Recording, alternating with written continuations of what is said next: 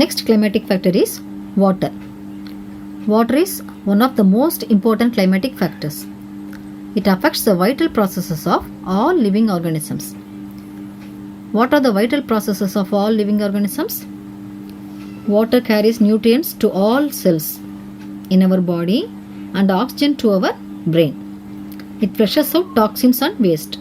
It helps to regulate temperature of our body and so on. Without enough water in the cells, the plants droop, அதாவது plants வாடிரும். It carries dissolved sugar and other nutrients through the plant pods. It helps for germination of seed, etc. etc. So, water is important for doing vital processes of all living organisms. It is believed that even life had originated only in water during the evolution of earth. அதாவது வாட்டரில் தான் முதல்ல உயிரினங்கள் தோன்றுனதா நம்பப்படுது. Water covers more than 70% of the earth's surface. In nature, water is available to plants in 3 ways. They are atmospheric moisture, precipitation, and soil water. Plants get water from moisture in atmosphere, from precipitation, that is from rain, and from soil. You have already learned this in 11th standard. The productivity and distribution of plants depend upon the availability of water. ஒரு இடத்துல water எவ்வளவு கிடைக்குமோ அதை பொறுத்து தான் பிளான்ட்ஸோட உற்பத்தியும் அது white ரேஞ்சில் பரவி வளர்றதும் இருக்கும். Further, the quality of water is also important, especially for the aquatic organisms. Water கிடைச்சா மட்டும் பத்தாது, அதோட தரம், அதாவது அதோட உப்புத்தன்மையை பொறுத்து பிளான்ட்ஸ் லைஃப் இருக்கும். அந்த உப்புத்தன்மைக்கு ஏற்ற மாதிரி டிஃப்ரெண்ட் கைண்ட்ஸ் ஆஃப் பிளான்ட்ஸ் அந்தந்த ஏரியாவில் வளரும். Here is the total amount of water salinity in different water bodies. Salinity means உப்புத்தன்மை. It is 5% in inland water. It means fresh water. In sea water, it is of 30 to 35%. We cannot consume this water. More than 100% in hypersaline water. Hyperna superior, ரொம்ப அதிகமான saline water. It is called lagoons. தமிழில் உப்பங்கழி.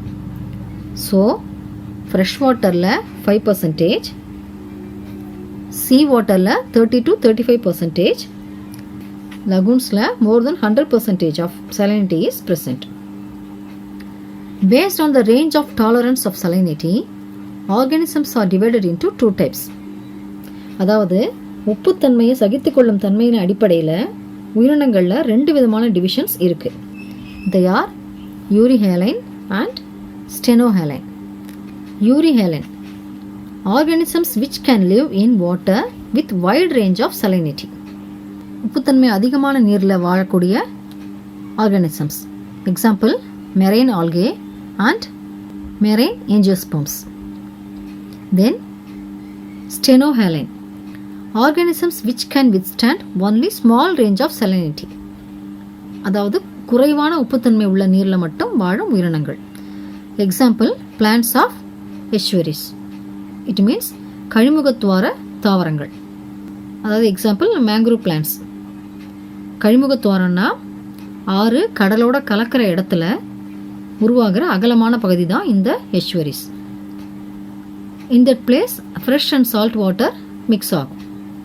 Next one is tolerance of environmental factor. Environmental factors உயிரினங்களோட வாழ்க்கையில் பாதிப்பை ஏற்படுத்துது இல்லையா, அதை சகிச்சுக்கிட்டு வாழற உயிரினங்களுக்கு சில நேம்ஸ் கொடுத்துருக்காங்க. That is terminology. Let us see them. Terms are given in left side and the corresponding factors are given in the right column. Stenothermal and eurythermal. These terms are given to the organisms based on temperature. Stenohaline and euryhaline. It is based on salinity, அதாவது உப்புத்தன்மை. Stenoceous, euriceous. It is based on habitat selection, that is niche. வாழிடங்கள் அடிப்படையில் classify பண்ணப்பட்ட உயிரினங்கள். Then stenohydric and euryhydric.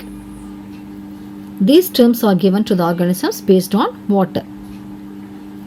Then stenophagic and euryphagic. It is based on food.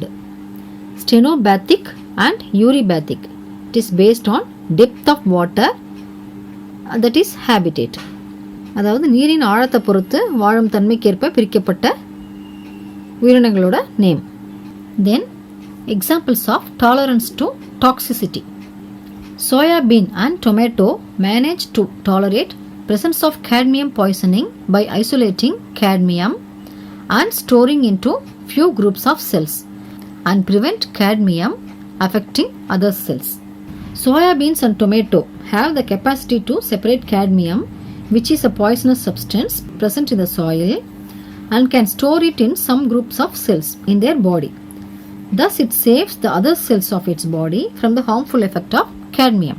மண்ணில் இருக்கிற கேட்மியம்ங்கிற நச்சு பொருளை உறிஞ்சி plants அதோட சில குரூப்ஸ் ஆஃப் செல்ஸில் ஸ்டோர் பண்ணுறதுனால மற்ற செல்ஸ் எல்லாம் அஃபெக்ட் ஆகாமல் தப்பிச்சுக்க முடியுது.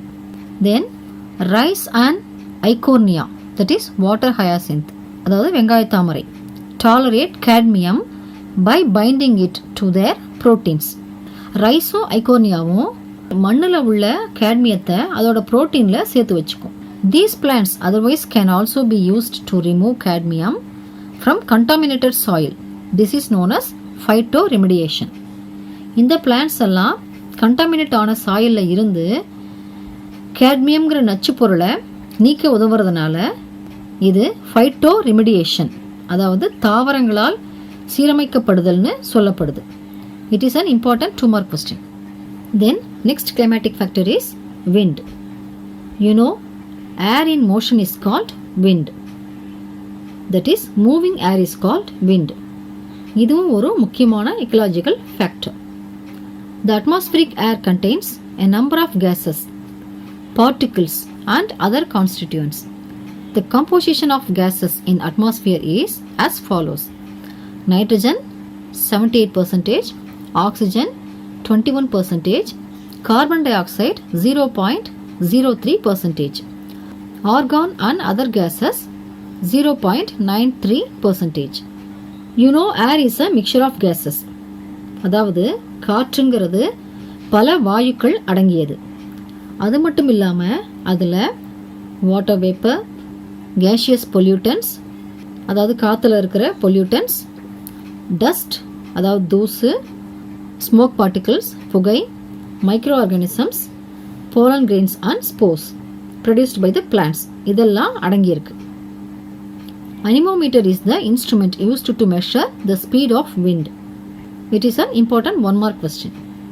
Then effects of wind.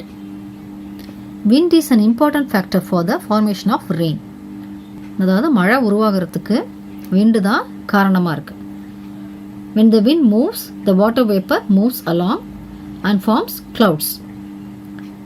When the clouds are cool and condense, it turns back into liquid water and it rains. Causes wave formation in lakes and ocean. Promotes aeration of water. Lakes, ocean இதெல்லாம் அலைகளை ஏற்படுத்துறதுனால காற்றோட்டம் அதிகமாகுது. Strong wind causes soil erosion and reduces soil fertility. ஸ்ட்ராங்கான விண்டு மண்ணை அரிச்சிட்டு போகிறதுனால சாயிலோட fertility, அதாவது அதோட செழுமை குறையுது. Increases the rate of transpiration. When water vapor comes out of stomata, it will be replaced by dried air moving around the plant. அதாவது stomata மூலமாக transpiration சமயத்தில் வாட்டர் வேப்பர் வெளியில் வரும்போது அந்த பிளான்ட்டை சுற்றி இருக்கிற வறண்ட காற்று அந்த வாட்டர் வேப்பரை அப்சார்ப் பண்ணிக்கும். அப்போ திரும்பவும் டிரான்ஸ்பிரேஷன் அதிகமாக நடக்கும். Helps in pollination in anemophilous plants. அதாவது காற்று மூலமாக பாலினேஷன் நடக்கிற பிளான்ட்ஸுக்கு ஹெல்ப் பண்ணுது. And it also helps in dispersal of many fruits, seeds and spores. Strong wind may cause uprooting of big trees. காற்று பலமாக வீசினா மரம் வேரோட சாஞ்சிடும். Unidirectional wind stimulates the development of flag forms in trees. அதாவது ஒரு ஏரியாவில் ஒரே திசையில் காற்று தொடர்ந்து வீசிட்டே இருந்தால் அங்கே உள்ள மரங்கள் தொடர்ந்து காற்று வீசுகிற பக்கமாகவே அசையும் போது அது மரத்துக்கு ஒரு கொடி மாதிரியான வளர்ச்சியை கொடுக்கும். அதனால் அந்த மரம் கொடிக்கம்பம் மாதிரி ஒரு ஸ்ட்ரக்சரில் இருக்கும். Next climatic factor is fire. Fire is an exothermic factor caused due to the chemical process of combustion releasing heat and light. எரிபொருள் கெமிக்கல் ப்ராசஸ் மூலமாக ஹீட்டையும் லைட்டையும் வெளிவிடுறதுனால ஏற்படக்கூடிய ஒரு நிகழ்வு தான், அதாவது வெப்பத்தை உமிழக்கூடிய ஒரு ஃபேக்டர் தான் இந்த fire. It is mostly man-mat and sometimes develops naturally due to the friction between the tree surfaces. அதாவது mostly it is made by human beings, but it is also caused by friction between the tree surface. மரங்களுக்கு இடையில் ஏற்படுற உராய்வுனாலையும் தீ உருவாகும், அதாவது forest fire. Fire is generally divided into ground fire, surface fire and ground fire.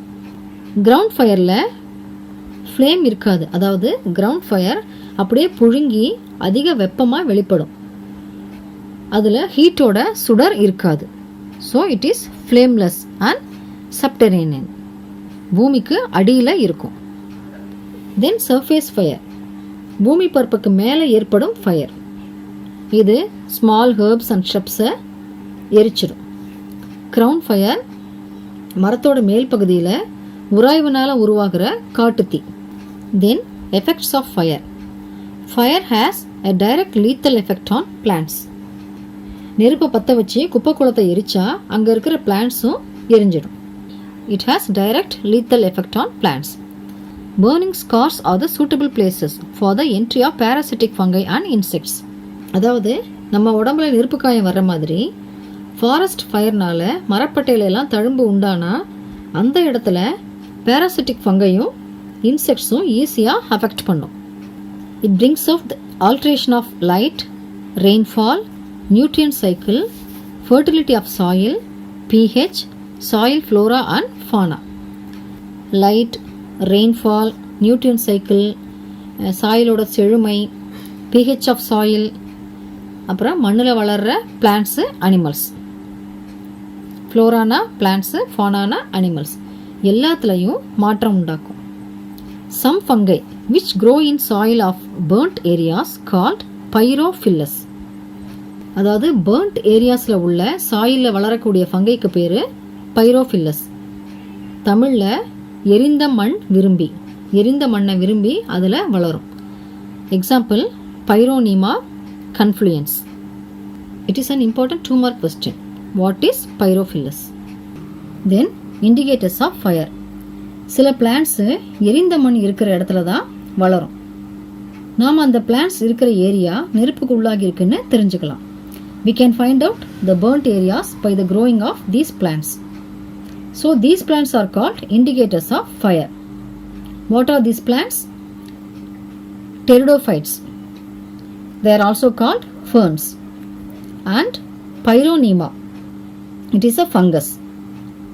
Just now we have learnt Pyrophilus fungi. Then fire break.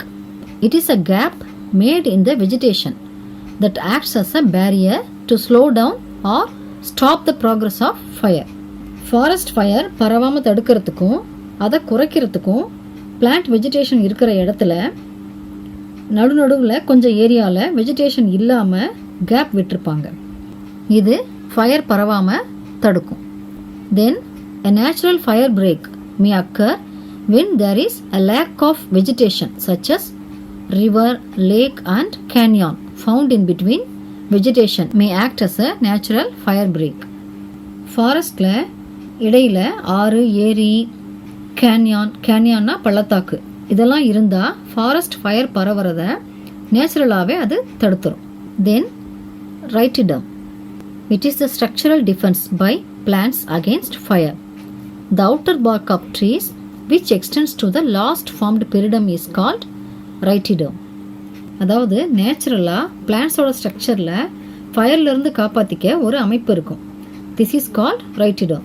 இந்த rhytidome ட்ரீயோட outer park. இது பெரிடம் வரைக்கும் நீண்டு இருக்கும். It is composed of multiple layers of suberised periderm, cortical and phloem tissues.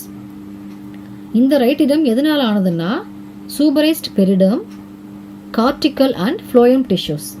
What is periderm? During secondary growth of plants, epiderm of plant is replaced by periderm.